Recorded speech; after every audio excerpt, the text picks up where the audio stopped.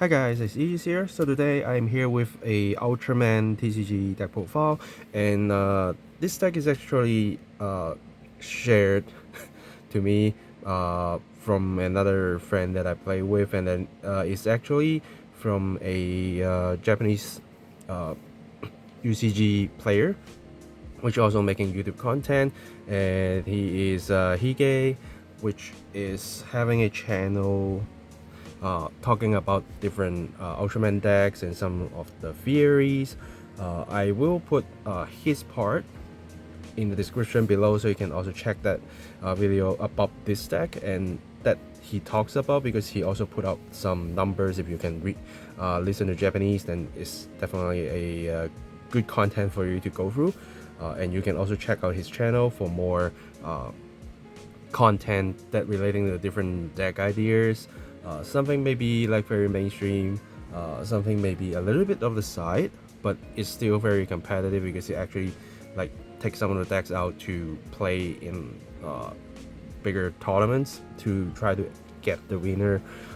So there's a lot of things that you can learn from him, and I will be meeting him in this end of April or like kind of May, this kind of period. So hopefully we can also get something going on as well. He do have a tournament which is 3-on-3 teams, and I will be joining him, so it's going to be some good time playing the Ultraman card game. So without further ado, let's go into the deck profile and the details. So as you can see in the thumbnail, the deck itself is related to Tiga and Ultraman Arc. So Arc has been coming out for quite a while. Since release, I think it's a good scene cards breaker with using the content with the Arc, but it kind of lacking some cards. And then with the set 2 release, we get a lot of support, which makes the deck a lot stronger, and some people even just take a pure Arc or Arc plus monster. They can fight very well, but unfortunately it's not kind of the deck for me, because I can't just rely on the draw 2, send 1 to the bottom. So I find this way is actually better for me, because with the Tiga package we have a free search, look at top 3, get 1, you don't need to discard. But with Arc, there's a lot of cards that you actually need to discard a card back, so you're not actually getting a plus, you are sort of getting a break even, or if you count this as another card, which is basically a -1. So I run out of cards so quick with a pure Arc sort of build, or like any deck without a look 3 search 1 kind of thing. So that's why I like this a little bit more. And to go through the deck content itself, with Tiga, it's very simple. We have, of course, the search as a starter, and then we have the scene search, and then we have our biggest movable Tiga on place, which basically that's all the Tiga package that you have. Now the thing with this Tiga package is that if you can build up a triple, it is a 18k, and it can simply go to the actual current battle line, so that you can take going first, right? And because it can move, so as long as you are starting to have a double, and when people seeing you setting a card, they will be very cautious on that.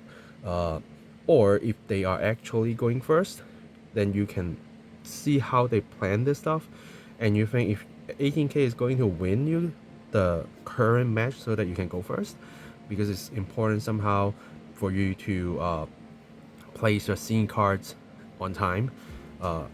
If like no one is playing the scene cards, or you actually have scene cards that is actually able to play, then that's somewhere that you should go on, right? So Tiga is going to help you about that. Without a lot of different 1 and 2s, making a triple is not very easy, to be honest. I did try it myself through like a 4 games on a day, I probably can get it once or twice. Right, so to me it isn't that bad because I do have a lot of searches, and depending on what I actually draws into hand, I can actually build it up. But even if I can't, I can still try to make a double, waiting for a triple, which might not come out for the whole match, or I can go for a 13k double if I need to. So I have options, and the level 2 Tiga can actually works to search for a scene cards as a single. So it's something that worst of the worst thing is just place it down and wait for a free to make it slightly stronger. And that's why Tiga is always like a very strong archetype for you to pick as an Ultraman, because this card with a double is still 13, which is not available to a lot of 18k level 3 Ultramans. A lot of them is just 11k, but somehow Tiga is 13k. So that is why this card is always strong. And if you are making a deck that is involving a Tiga, this will be a package that you will be always on. And then we can just save all our rooms for Ultraman art because we have the minimal setup that we need. Yeah. So I like this Tiga package a lot. Which one's time? I was even using like Tiga maybe as before, so that's also like why I like it. And then going through the arc package, we have the draw 2, put 1 back, which is just a good starter. The vanilla 5k, which you don't get the power up, but then it just for 2 reasons it's great. One is you don't need to worry about leveling up on it immediately, because sometimes you actually do.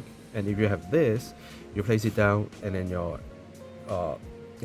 your opponent is going to place something down, and you feel like you are going to lose going first, which sometimes is important, but you do need to level up, which you will waste this skill, so you might not actually want to have it. But if this card is in your hand, then you can get that problem solved, right? And sometimes this 5k is actually going to come in handy, so I think this is also great. And also he is a speed type, which for the current meta, I don't see a lot of cards that actually like fight against the speed type.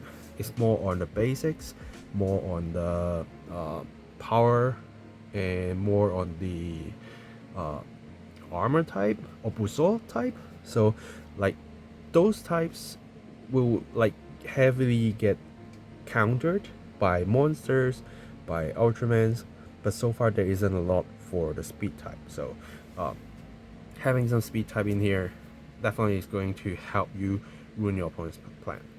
And then another scene search, which is same as this, where you can get the skill off from a single or a double. So worst of the worst, you can just place it down, right? And their power is the same. So yeah, basically the same function. And then we have the arc searchers, which this one search for the armor and the speed. This one is searching for the power and armor. So it's really important to choose which one to actually level up to do the searches if you can, if you actually have the options to choose.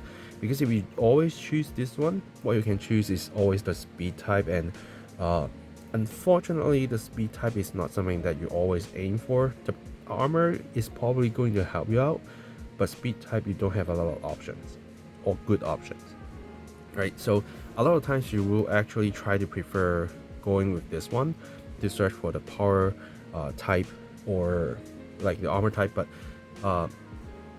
it's really depending on how you build your setup. So make sure you look into things carefully, and these ones are actually the ones that you need to discard a card if you find something and add to your hand. So do need to always not looking at just those free cards that you open, but also to look at the cards in your hand do you need to switch, because sometimes you open free, they might be better just stay in the drop zone. So just make sure you be careful on that, and you should still be fine.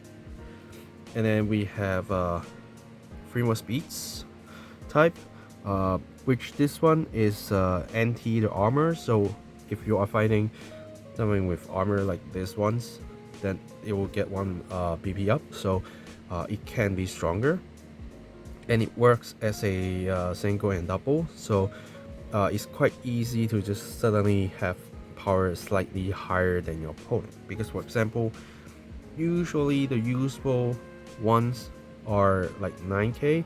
So if you both are doubles, you are just 1k above them, which is very important. And if they happen to be like a Mebius stack, which is quite heavy on the armor attribute, which you can have a sudden strike on them because they don't have a lot of cards that anti speed, and then you can actually go for a BP up and take going first, so that you can ruin a lot of plays they have.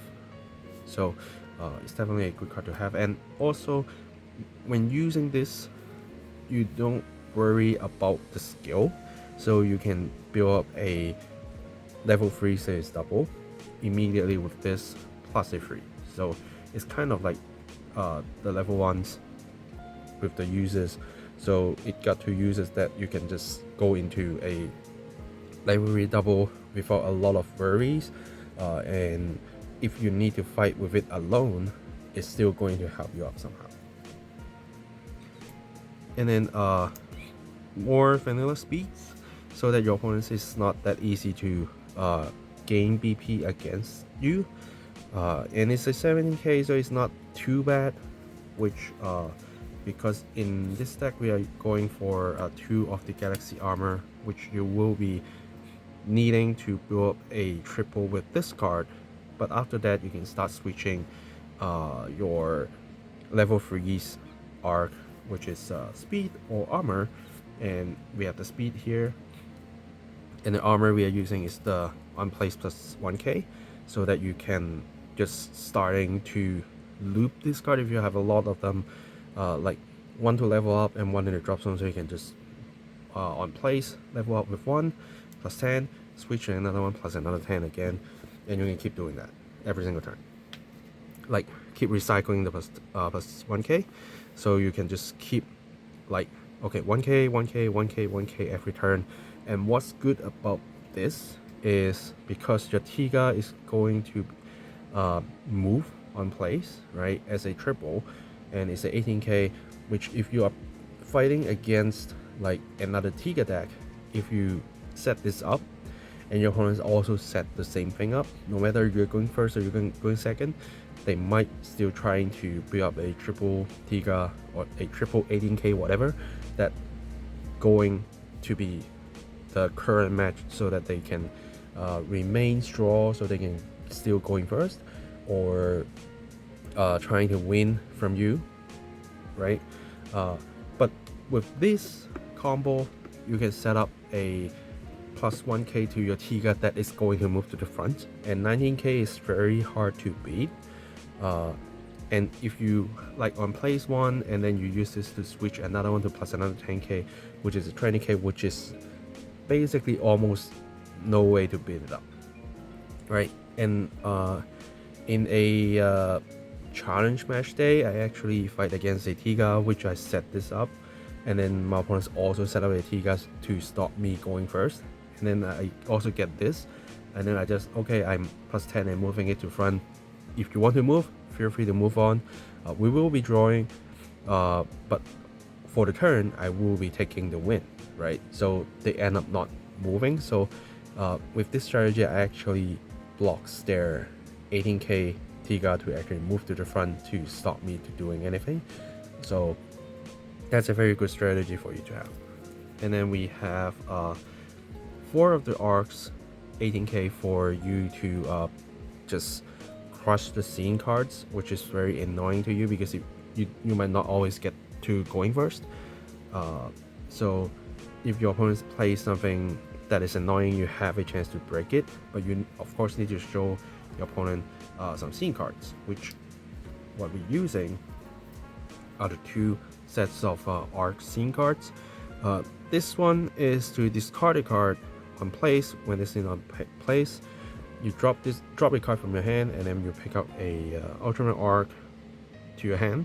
So you get to get what you probably need to place on the field or need to level up, and then something that maybe the Galaxy Armor can actually go into switching later on, so you can build that up. And this is a plus 2k if you have an ARC on field as a active skill once per turn. And because we are not playing any monsters, so basically any character you play can actually get to be the target to plus 2k, which if you don't have these combos, you at least when you use your Tiga or your ARC, you can still plus 2k to them to make them 20k, which again is very hard to beat. So these are the scene cards that is going to help you a lot, but also they are draining you cards as well. That's why this package to me is very, very great, because if I have extra scene cards and if I need to discard something while I need to keep the hero cards, I can at least choose to discard a scene card, even though the scene cards can still get me the draw, but like at least I have the option, right? So yeah, so that's basically the deck list, and the idea which I learned from Hige-san is to mainly build up the 18k giants, because first thing, their base power is very hard to beat, especially when we are in a Mebius heavy era, where the blade Mebius, the triple rare, which allows you to grade up, is only 17k. In order for them to beat you, they need to use the fire punch Mebius, and they need to discard, right, to plus 2k, or they need to use the uncommon Mebius blade to draw 3 cards for a on place to plus 2k only for the turn, right? So no matter which skill they go for, they can only win you for a turn. And if they need to use that to keep winning, they will always need to use the fire punch and keep discarding cards. And discarding cards every single turn is still going to hurt a Mebius player, because a lot of cards they have is going to ask them to discard a card. For example, if they need to jump with the Hikari, they need to discard a card in order to do the jump, right? Even though that will fill up their drop, but then you are limiting their options to build up a stronger board, because they need to make choices. So the 18k is just such a threat to them. And remember, you are asking them to discard a card every single turn, because if they don't discard, they will lose. And like, even if they try to pump it to 19k, as long as you have this, you can always draw. So this gives them a very hard situation where if they not doing it, they will lose that line, and as long as they lose 2 more lines, they lose. And if they want to do that, they are even only just going to withdraw to you, because they can only use 17k plus 2k to win you. The 16k plus 2k is to 18k. Your base power is already winning them, so that is already a big threat to a lot of current decks, right? And even if they want to try set up the scene cards to do like the changes, you have something to break them, right? So as long as you have some 18k giants and then this to keep switching things out, you will get the win very easily. But personally, when I use this deck without actually like hearing all the contents about how I feels the deck work, because I just grabbed the deck on the day where I didn't bring mine, and then my friend just borrowed this to me, and then I just play it out. And then what I do first thing is I need to be very cautious at the same time that I do know that I'm going to lose the first 2 match, where I usually just place 2 of the level 1s out, right? Because I might not look into my level 2s, but I need to use the search free first, because that's going to build up my drop while trying to find something that is having a higher chance and more accuracy. So if you ask me which one I would place down first, I probably will put the Tiga down first. One thing is to try to not let my opponents know too much about things, but also let them to be very cautious that because they see a level 1 Tiga, they know that I will be using this, and they need to be very cautious on how they place cards, because once I get the triple Tiga, and it will move away. So that's something that they need to worry about. And what good about this deck is that, except the 18k arc, my level 3s, these ones, and these ones, and the Tiga, they are all 13k, right? So what I did on the day is like I actually built up a lot of doubles, like these ones, and then I just trying to rotate things with these ones and try to build up a galaxy armor.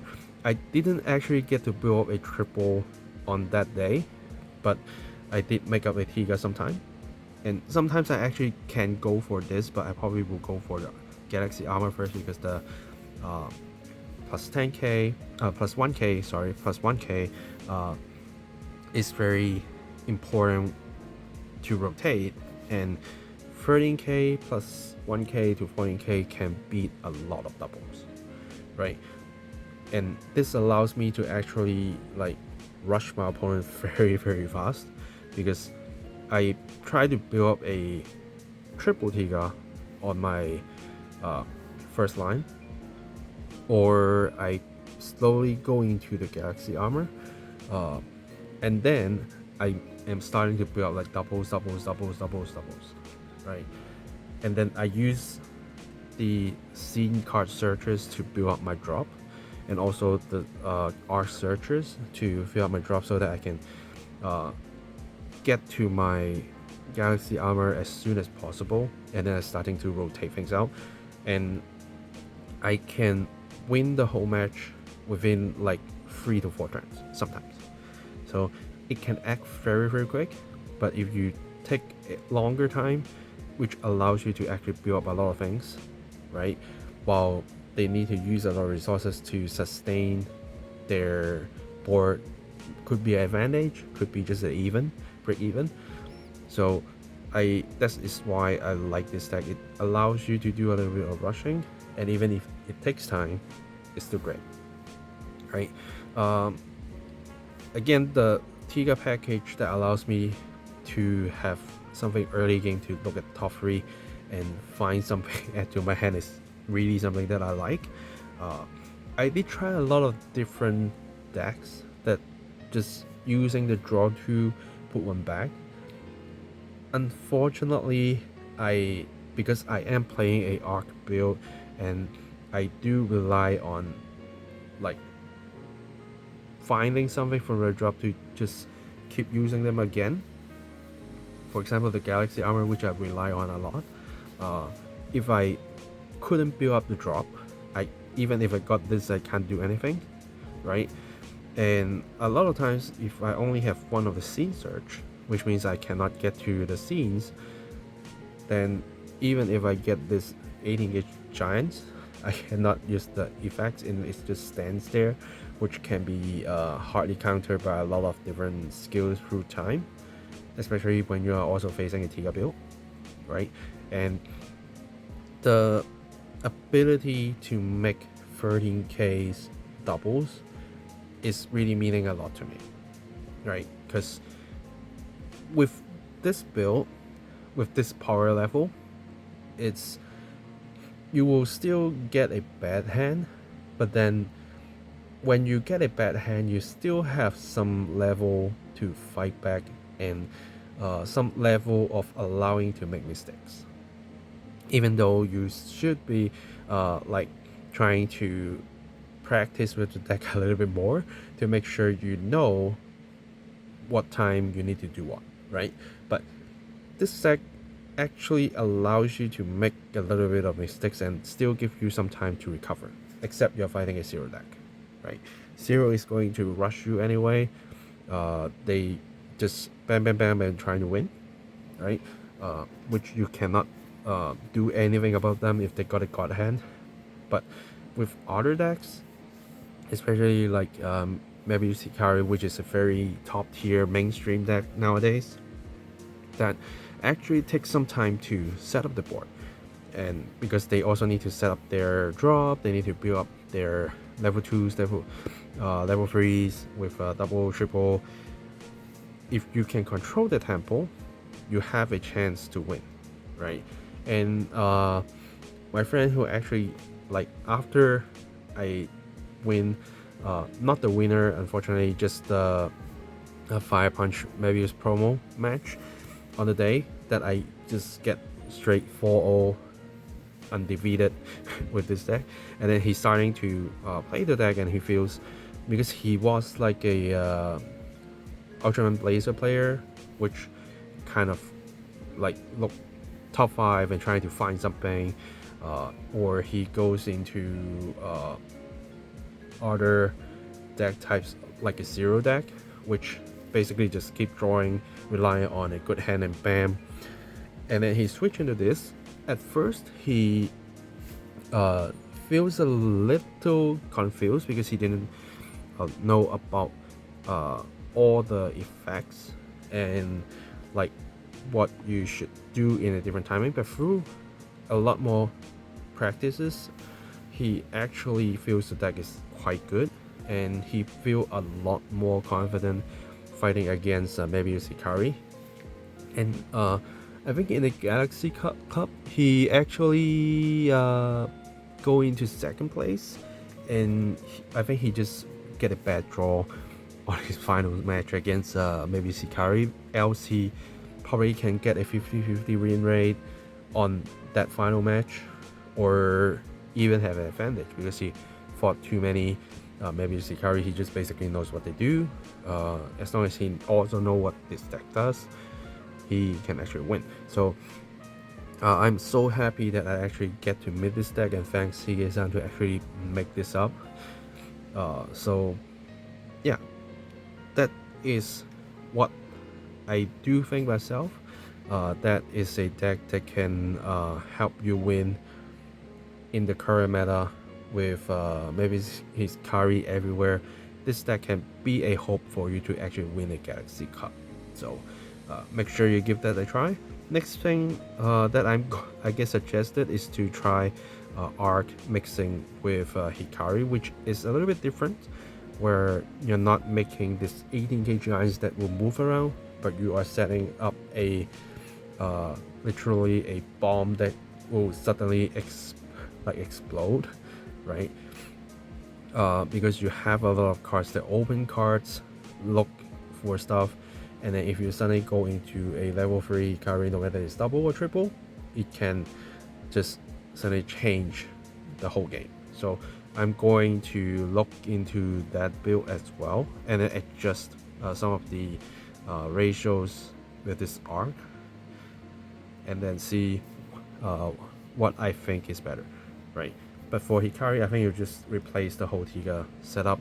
What I need to work on is to make sure if these ones is still comfortable for me, or I need to change it to something else. Yeah, so I think that's it for this deck profile. If you have any questions, feel free to ask in the comments down below. Unfortunately, I couldn't do a lot of Ultraman contents right now. I did try different decks, but so far I think this one is what I like the most, so I'm going to showcase this one. Hopefully I can actually get more Ultraman contents later to you guys. Set 3 is also coming up. Hopefully I get more time to actually like try out different decks and find out something that I really like and be able to show you guys. But yeah, if you have any questions, feel free to let me know in the comments down below. Yeah, And also make sure you go check out Hige-san's channel, again in the description down below. Subscribe for more deck profiles, hopefully deck fights in the future, unboxing videos. Yeah, so thanks for watching guys. I will see you guys in the next video. Signing off.